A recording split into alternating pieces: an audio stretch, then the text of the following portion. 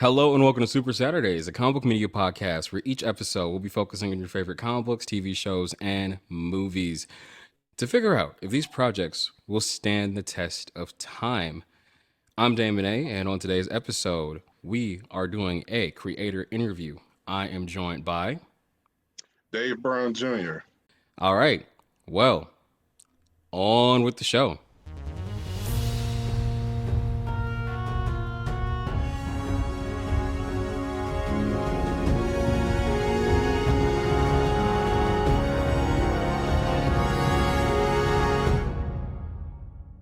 Okay, well, Dave, it is fantastic to have you on the show.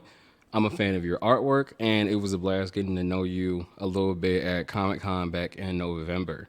Yeah, Yep. So, thank you. yeah, of course, of course. So, tell the Soups a little bit about yourself. Pretty much I was obviously up and raised in Detroit, Michigan. I am a family man.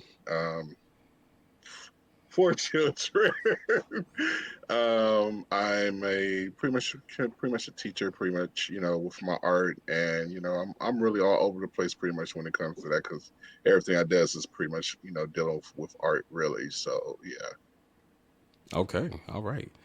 Well, before we get into the whole interview side of this, I want to ask you something. Are you ready for some news roundup? Oh yeah. All right. All right. So we got one big thing for news roundup. And a lot of the things I've noticed with your art when we were talking and even just looking at your artwork on your social medias, I'm assuming you're a fan of the Ninja Turtles. Oh yeah. Oh yeah. Ninja Turtles was my first, was my first love, was my first drawing, like pretty much really me, like, I can do it, I can do it. So yeah, Ninja Turtles was everything for me. Okay, okay. So I'm assuming you heard about Jason Aaron's new run on the Ninja Turtles. hmm So Yes. is it something that you're excited for or you're going to pick up? Oh yeah, I'll pick up because I'm a big collector. So yeah, of course I'm gonna pick up definitely. I don't, it's not like I read like every book that comes out of like Turtles though, but when it's like the first, probably like the first issue, first, probably first five or something like that, I really get. And then, if it intrigues me, then I keep going. But then if it doesn't, I just still have it on, have it in my collection.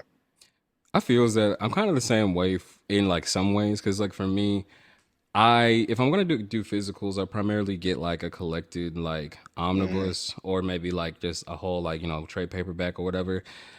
I don't do single issues like that, but if it's something that's like really piquing my interest, that's when I'll be like, okay, I'm gonna make sure I buy this first issue or the first couple issues. Because like for me, the one that like I'm actually actively buying at the moment instead of like reading digitals is Ultimate Spider-Man. I'm really excited about the next issue that comes out. I want to say like next week.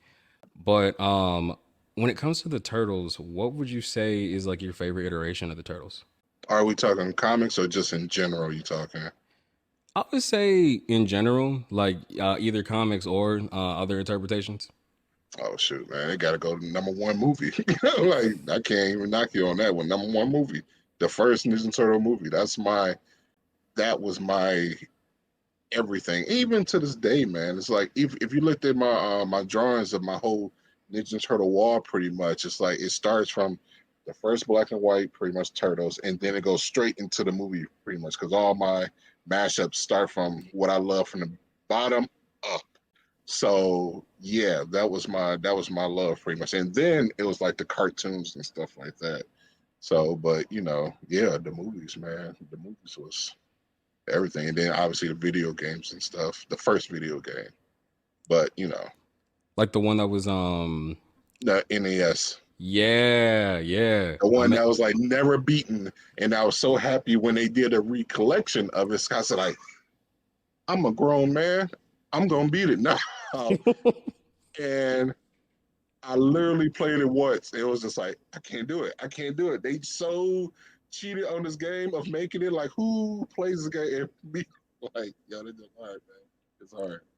And I'm a no, that's gamer. And it's just still like, they're just still hard though, man. No, that's how I feel with that one X-Men arcade game. Cause like I remember so Soups, I'm in Michigan. There's this place called Marvin's Marvelous Mechanical Museum.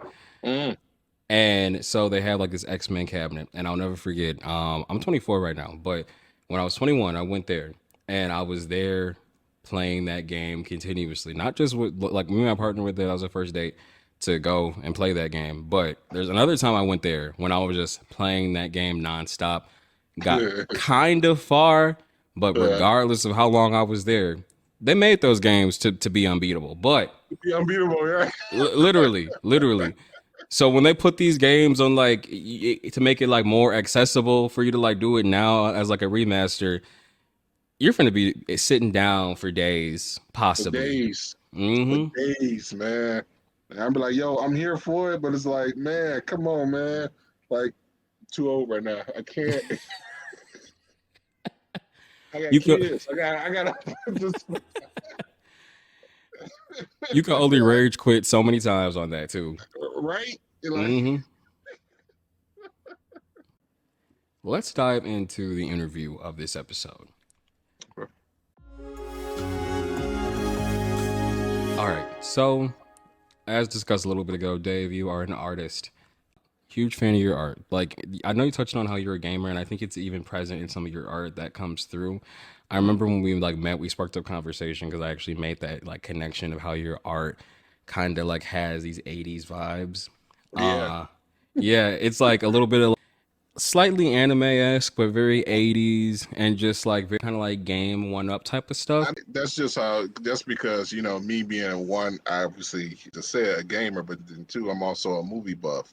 So it's like '80s and '90s, pretty much. I mean, even though my movie category can go to the '50s and up already, so it's like all over the place. But I stay in one domain, pretty much, really in the '80s and '90s, because that's like my peak, really, right there, of stuff that I really love. So yeah, I really focus on those kind of like things, really. Also, freaking You, lovers, everything. I got you. So since we're talking a little bit about your art and everything, I want to know you primarily do comic book art. So, what was your first introduction to the comic book world? What not only got you into doing illustration work, but also just reading comics, getting into that type of stuff? Reading comics, actually, I my father, because my father is also an artist, but he's more of a even though my dad can sketch out characters, he'll look like Jack Kirby's kind of work, really. It's like he drawing those old, '70s, '80s kind of like comic book style. So, but he's more of a but he's more like a landscape painter. And I always found that stuff boring. I was like, I need energy, man. I'm feeling like, I want to draw this. So it was always a pain in the neck to really get him to draw, like, man, do a Superman or something, do this and stuff like that. So me, really, my dad had brought home a thing of comic books. It was all stuff from when he was young. So I still have them to this day. So like, from Superman, Batman's, and all that kind of stuff, I still have. So my first one actually was actually I think it was the Death of Robin. It was the Death of Robin and Batman. It was regardless. It was Batman. Batman was my first read, and then it was stuff like like when Icon and all of them start coming into play pretty much. So yeah, all those. That's when I really started getting into comic books, and it just I fell in love with the story though. I mostly really fell into it with the art because I'm an artist before a writer. So um, I just fell in love with that kind of stuff, man. From different stories, different, and it was hard for me to understand pretty much where because when he brought me the boxes and stuff like that, of course they was like they didn't go from issue 1 to issue 10 or issue 1 to issue 20. It was like 6, 12, that so you all over the place. You don't know where to start really. So I just always just kept reading because plus I was in Detroit. It was no comic book shops around us like that. So, Hmm. just took it for what it was. It was So hard that's back in the day. for sure, for sure. And I was just, that's how I got into comics really. My dad brought me some comic books. I started looking through them. He's like, even though some of them I was not really respectful to him, to realizing like, whoa, what was I doing there? I should have kept I kept it like this. But I still have them all. That's good. That's good. So the one you were saying that really stuck with you was the Batman Death of the Family. Yeah, Batman Death of the Family. That's the one that kept me that just piqued my interest so much because one, it was the cover. The cover because I was like the reason why it caught my attention is because I was a big fan. My dad had got me into Batman 66 Mm. and with Adam West, and I was always watching it. Like, it was like on channel like 62 or something like that. And so it was a cable channel, it was at Nick at Night. That's how I always watched it. And That does so I unlock the was memory for me. I forgot about Nick at Night for a second. yeah, right. And so they always show all old stuff, old, Superman, George Reeves and all of them kind of things. So my dad, set me down and, showed me these things. So, and I was just hooked on Batman really. So Batman and Robin, they did their thing. It was cheesy and stuff for people back then, but it's a fan thing for me. But Mm-hmm. so anyway, when I got the books and I seen that cover, and the cover of Death in the Family shows Batman holding Robin pretty much. And I'm like, what's going on? So, I start flipping through and you start reading through. It's like, oh man, this sucks. I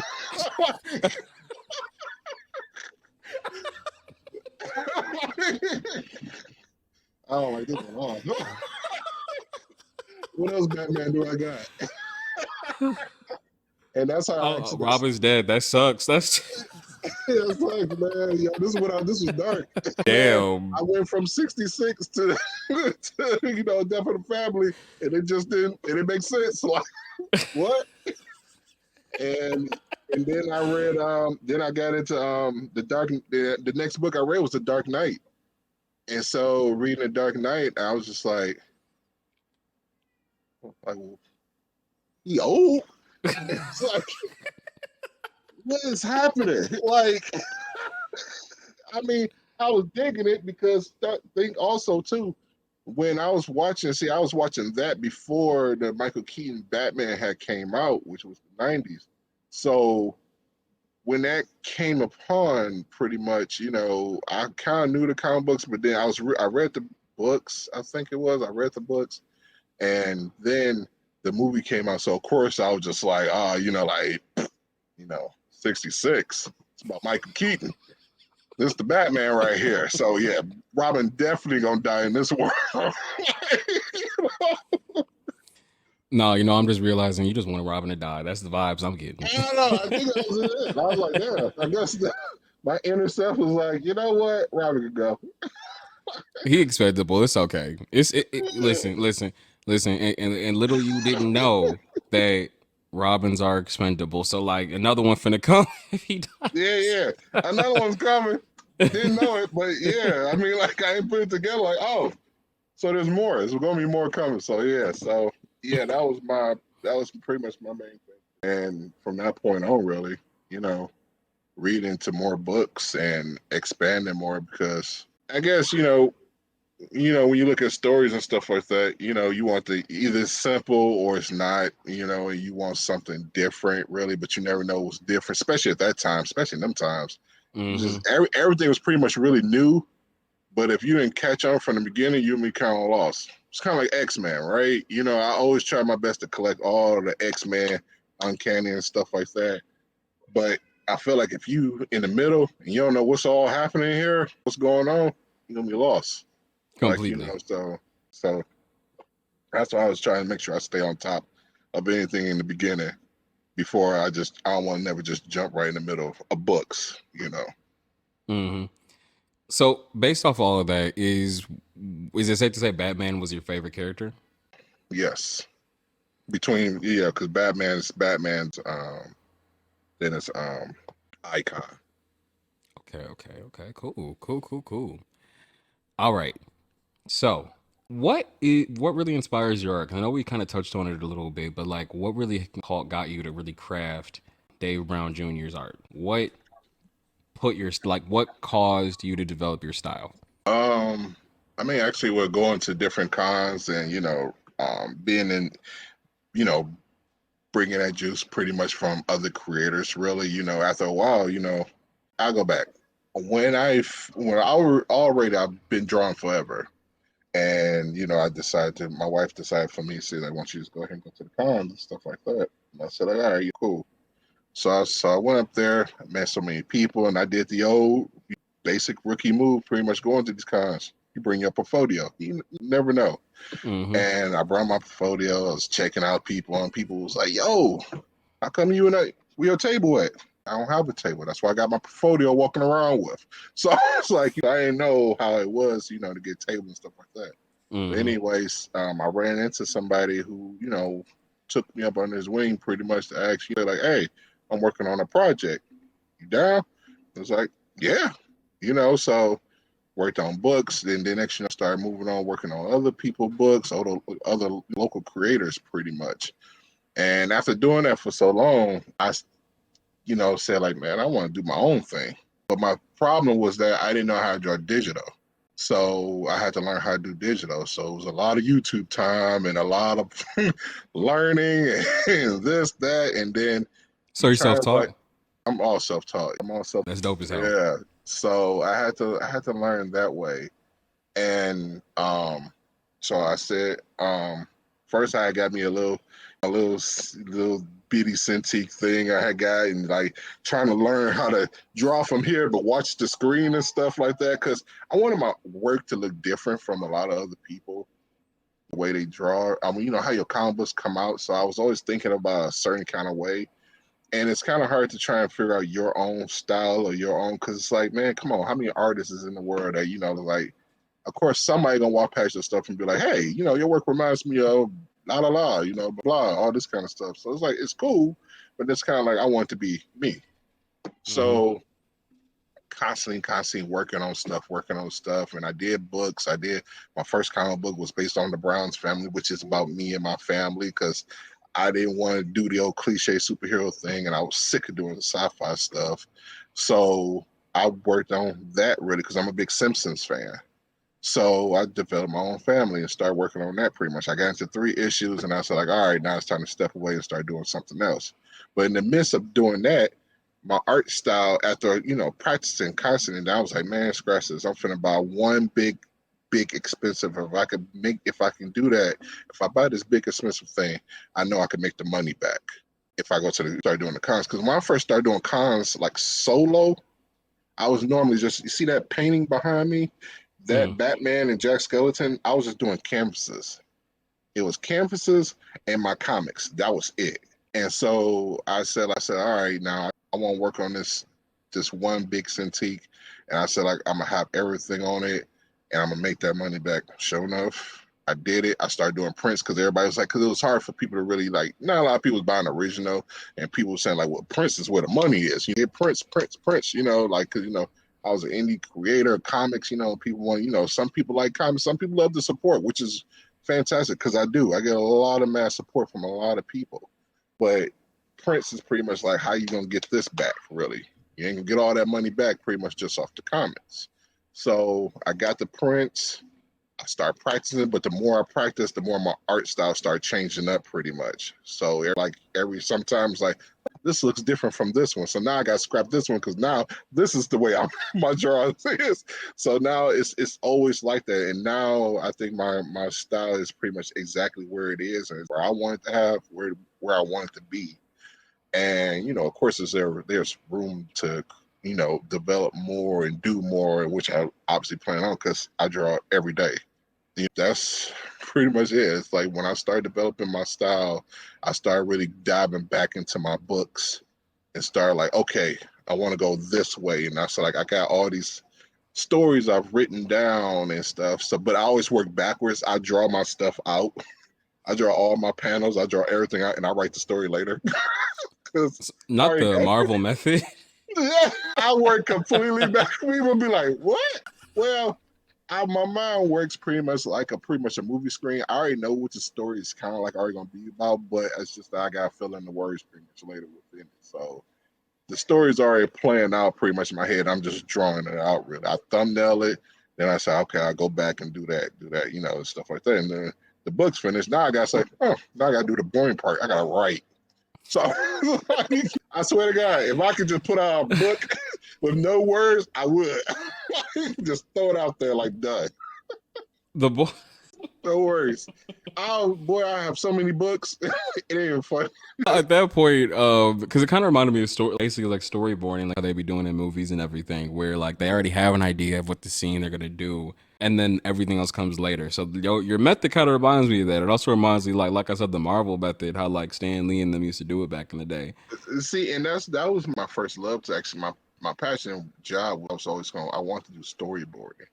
I still do, but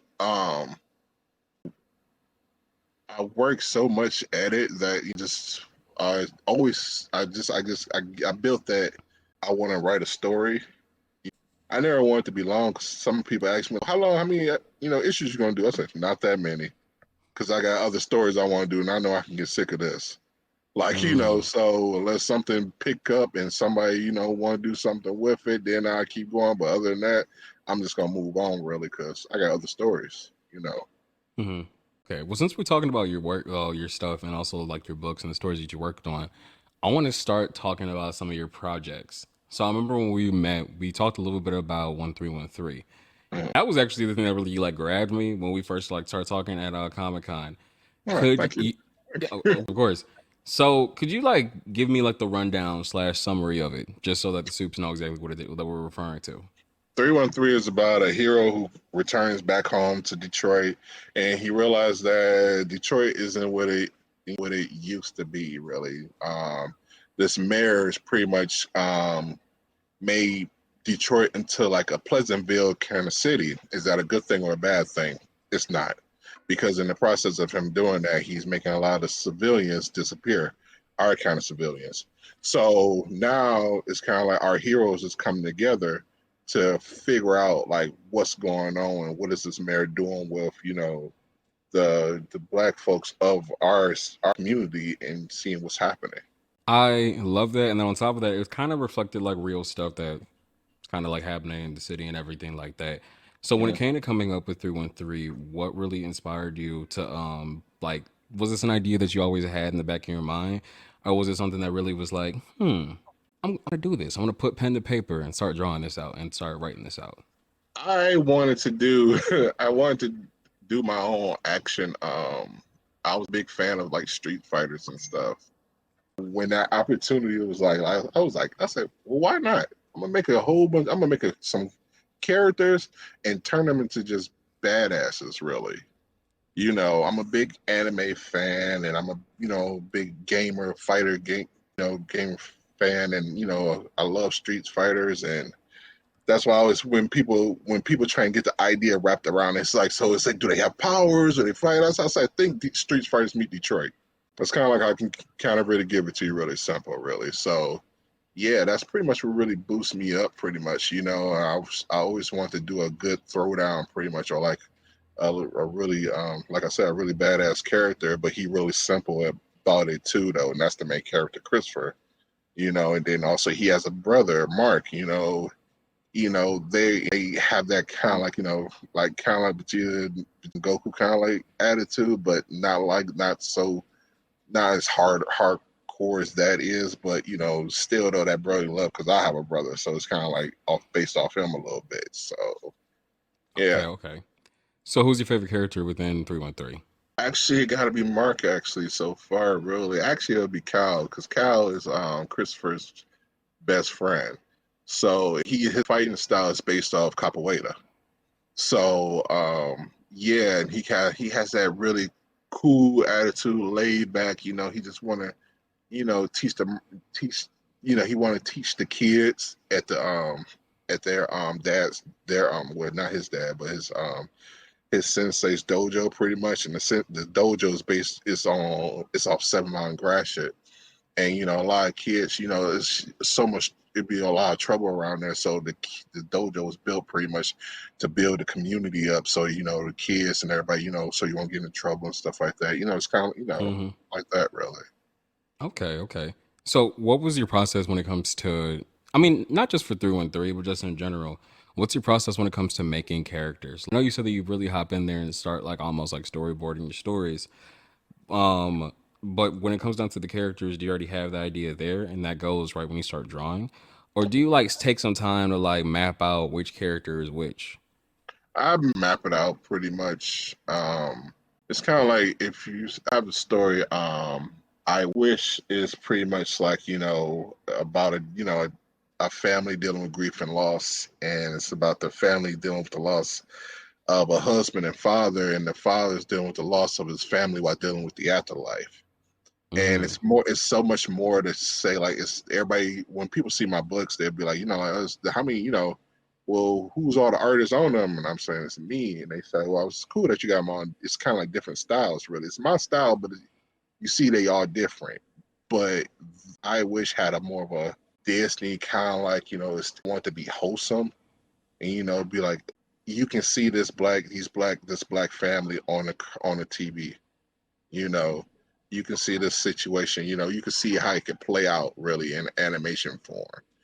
So I said, because I always do animation, but then I said, like, if I want to do animation, I know I can do this because I drew it, so I know how they body is gonna move and stuff like that. So everybody's kind of mapped out. All my books and characters is kind of like mapped out. Like Code Supreme is more, he's a really short, pudgy kind of like like guys, kind of like the first, like Mario almost. So so it's kind of like he's a hero, but he's like this short pretty much, and Code Supreme, they're like, our heights and stuff like that, like 5 to 6 feet tall and stuff like that. And I wish it's pretty much like, like, all right, they like average, family of 5, 4, 3, it kind of goes lower because of the family, from the husband and wife and kids. So it's all mapped out. It's mapped out to a way so it's nice and simple that for one, I'll remember. And so it was to go somewhere further, you'll remember, So it's like, okay, this character has this on, or this character remind me of something else, or stuff like that. Something not too complex, but yet simple. It's Okay, definitely so I can draw stuff over and over and over. that makes sense. So like you give them like one distinct thing that makes them like noticeable, not just for you but for the readers as well too. That makes Right, them like iconic, and right, then you kind of like build upon their personalities and everything like that as well too. That's correct. pretty dope. That's pretty Thank dope. you, thank you. Yeah. Yeah, I, it's a lot I, of work. It's a lot of work. Well, I mean, yeah, I mean, I say it's a lot of work though, but it's like I said, it's like writing everything down is like the work part, but it's like it's already done in my head. I just gotta draw it. Once I draw it in color, it's like, oh, there it is. I'm done. Now I gotta put a story behind it though. It's like, like what is this for? Why do they exist? Or people ask me like where you get the idea for the story and stuff like that. All that stuff. So yeah. we were just touching on I Wish. Thinking back in November, I Uh, remember you were telling me about I Wish, and I remember the minute you showed me that, because you touched on how you actually do have a lot of range with the way you draw. And that was the first thing I remember talking about too, about how I Wish kind of reminded me of like a Pixar type of thing, but it mhm. was dealing with like a really serious subject matter when it comes to like death and families and everything like that. So my question is, what inspired that story?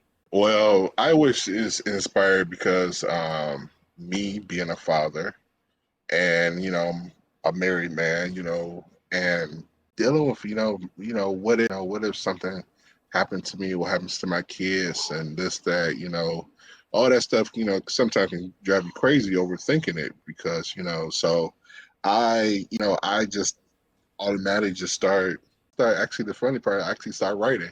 I start writing first. I start writing the characters' names first. And I've done that. Like, I've never done that. I was like, oh, it's this guy named Ethan. He has this wife named Jasmine. And it's like, and he had these kids, it's like, is it three? Is it two? Is it one? And it's like, no, just gonna make it a girl and a boy.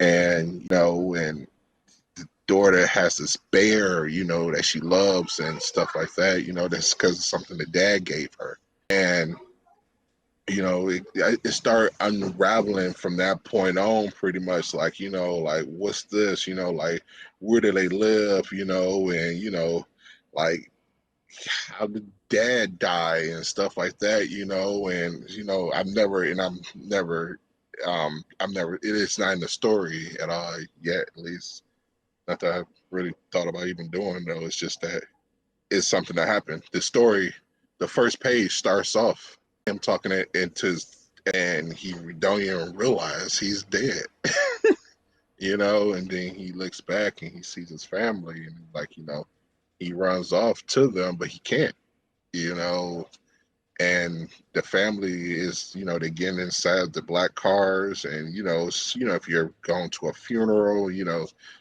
know how it is if you get in that car and you like, you sob, you weep, this and that, it's kind of like, it sucks. So the mother has to put on that strong face because, her son feels this way. Her daughter is young, but she also feeling this way. And, and soon it's gonna hit her. It ain't gonna hit her now. It's gonna hit her later though. Hmm. So, it's a lot of that kind of stuff. So all that kind of stuff kind of plays in that development role pretty much of one, me thinking about it, and two, also being in those situations where, you was there. I've seen, from a relative passing away and being there and watching people observing and like, it sucks. So being in that mind process, I want to, I want to do a story on it. And that's pretty much how it evolved, really. And now I'm on issue 3 now. Yeah, I'm on issue 3 now. So yeah. Wow. Would you say that being a father let you like step more into the headspace of like what? I mean, you kind of already touched on it, but just want to just follow up and just make sure I'm on the right track with this. Being a father really helped you with writing, I wish, and like understanding exactly where Ethan and Jasmine are coming from when it comes to interacting with the kids, and then what a father who is in the afterlife would have wanted to have said to his kids if he could or whatever. Right. Yeah. That dude, that all that plays a part. Everything, raising my kids, talking to my kids. I mean, my kids are almost teenagers really now. So it's like, it's really in that headspace of, like, I mean, my dad's still around, so I still go to him if I ever, needs, some quick wisdom or something like that, really. So it's like, I always want to make sure I build that same relationship in a modern time, with my kids, because I know I'm still a kid at her. I mean, like, still in that same world, but, and things is different. My kids is growing up like how pretty much like if I'm still growing up, if that makes sense to be honest. Like, going to cons and they going to cons, but they look at cons like, this is an everyday thing because they've been going since they was mad short. So now they Mm-hmm. getting older, they grown up into it. So it's kind of like an ordinary thing to them, really. And it was like in my world, if I was little going here, like, so yeah. So yeah, being a husband and father is definitely helped me write stories. At least a more depths into other domains pretty much, which I've stories I plan on writing that I have already. I just haven't drawn them yet, at least. So yeah, Mm-hmm. it helps. Well, we got one more story that I have on our little list to talk about. You touched on it a little bit. Give me like more of a rundown of Code Supreme. You were talking about how like the way that he looks is kind of like Mario esque. So Yeah. yeah, just tell me more about Code Supreme. Code Supreme is so much, it's more of a blue collar guy who, when it starts out, he's kind of like just down on his luck pretty much. He work at the same dead end job, ain't nothing really special, same thing every day, pay bills, this, the third, lawnmower don't work. And, so this this supreme, which is pretty much these gods, pretty much comes down to Earth because Earth is in trouble, just like these other galaxies, and these other galaxies and Earth is in trouble. Then the gods are going to disappear. So they need to find these cold supreme um, people who can, pretty much be their warrior pretty much on things that's to come. Why don't they do it themselves? We have no idea. He comes to him, Apollo, which is one, is his guardian really, and he trying to give him this power, but he's saying, why should I take on this responsibility of all this gift that you call it, to protect a world that doesn't protect somebody like me. You know, Mm-hmm. so Apollo pretty much trying to lead him to the point of like accepting it, and then being the hero that he know he can be. So that's kind of where it boils down to really there. And it goes into pretty much Fantasyland training a lot. Like right now, he's pretty much training to be the Supreme, really in issue 2. And he meets a new character, said that word. And now they gonna be going off on their whole adventure in the third issue. So yeah, Okay, okay. So this one is more like in the realm of like hero's quest, like more He- stereotypical type of hero type of beats. And it there you kind of go. like gives me like shonen type of vibes as well too. Just a Yeah, little bit. Yeah. yeah, totally. So yeah, that's pretty much where that goes on from there too. Yeah. So of the three projects that we listed right here, what has been your favorite to work on? If you had to Um, choose one. if I had to choose one, wow, that's hard. I think I like to work on 313 because it gets so much attention. Because it's kind of like you say, like you saw it and it stood out, and then a lot of people grab the, 1313, and like no matter where I go, people already know, like boom, that obviously this dude's from Detroit. So it's like, let me see what this is about. But then I wish it's kind of like a personal story to me, and I'm just I want to build that up even more. And Code Supreme it's just a fun adventure that I want to bring in. And like I know in this book, I know I can just draw whatever. I can. It kind of I kind of went into the thought of almost like a Rick and Morty kind of like world, and it's kind of like their monsters and stuff makes no sense whatsoever, Mm. but it looks so fun that you just draw. That's it. It's The like a story. movie with an unlimited budget. There you go. There you go. There you go. Yep.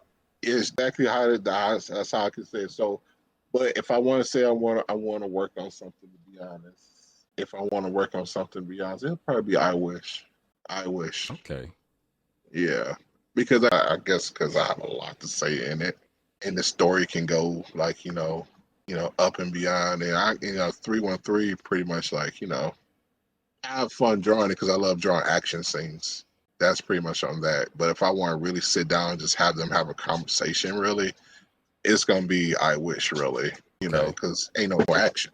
It's just you know talking, really. But then it's like silly stuff happening, but it's not like nothing like um, Code Supreme or 3-1 really is gonna be or is. It's like a slice of life almost. Yeah, yeah. That's not what. So yeah, yeah, So I yeah. got one more question for you, Okay. Dave. What is one thing that you really want people to get out of your work when they read 313 I Wish or Code Supreme? And also, is there any other projects that are like in the woodworks that are going to be coming out soon? Okay. I'm gonna answer the first one. What I want people to get out of it. I don't know. It's just just have a good time with it. Just have fun. It's a quick read. There's nothing really. I'm gonna tell you, ain't nothing complex about it. It's just straight to it.